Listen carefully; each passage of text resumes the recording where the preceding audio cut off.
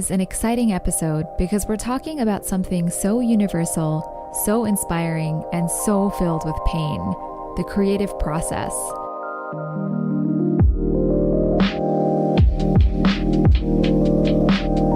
Whether you're an artist or creator of any kind, professional or just passionate, this episode is for you.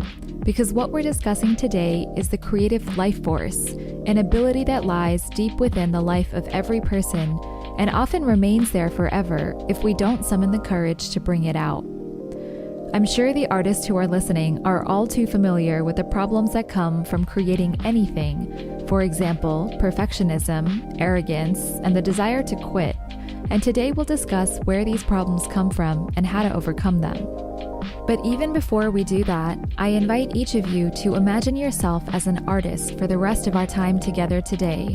Because no matter what your profession is, every day you are creating life in small and big ways, and that too requires a creative life force. Let's begin with why we should pursue art in all its many forms.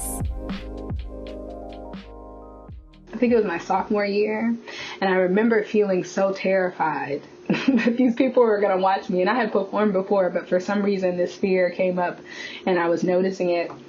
And I remember saying to myself, oh yeah, this is definitely something I want to continue to do throughout my life because nothing else gives me that much fear. This is Niall Ruff, a 27-year-old professional dancer with the Dayton Contemporary Dance Company in Ohio, who grew up Buddhist like me. I asked her why she chose to become a dancer, and her answer was because nothing else gives her as much fear. Funnily enough, I could deeply relate to her because fear is the reason I became a writer and journalist, and growing up Buddhist, we both agreed, essentially means being told over and over again how much immense potential is in your life if you have the courage to tap into it. Neither of us could settle for something easier than the art which scared us. Chanting Nam-myoho Renge Kyo became a crucial part of Niall's daily life in college when self-doubt emerged in full force. I went to an art school and it was a PWI school, and I had just come from a predominantly Black institution for high school. So I was struggling with my identity and feeling like I was good enough. And that's when I started to chant Nam-myoho Renge Kyo on a regular basis and do Gongyo, like morning and evening Gongyo, on a regular basis to help build my self-esteem. And I got connected to the local SGI community, and they just continuously reinforced my value. Niall has been dancing since she was 3 years old, and her mom enrolled her in West African dance classes in DC, then ballet and modern. After attending dance conservatory for college, she went to the Ailey School on scholarship and then joined dance companies in Chicago, Pittsburgh, and now Ohio. But before we hear more from her, let's go back to the question, why should we pursue art?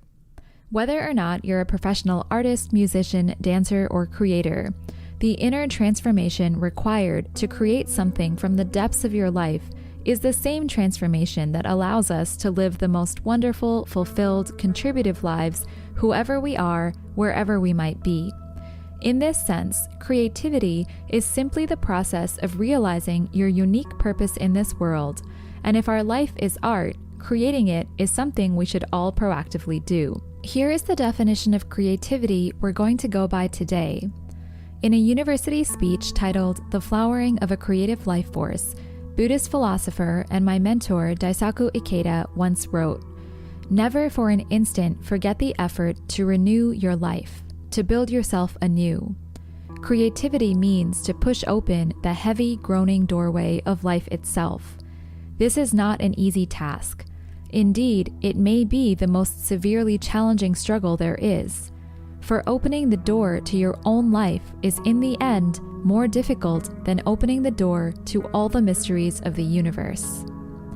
What I love most about this definition is that the creation of anything requires us to pull from deep within ourselves. You may be a musician composing a song, a dancer like Niall auditioning for a role you have to bring to life, or maybe you're a mother creating a daily homeschool routine for your child in the middle of a pandemic, or a friend racking your brain on how to encourage another person not to give up and feel hope.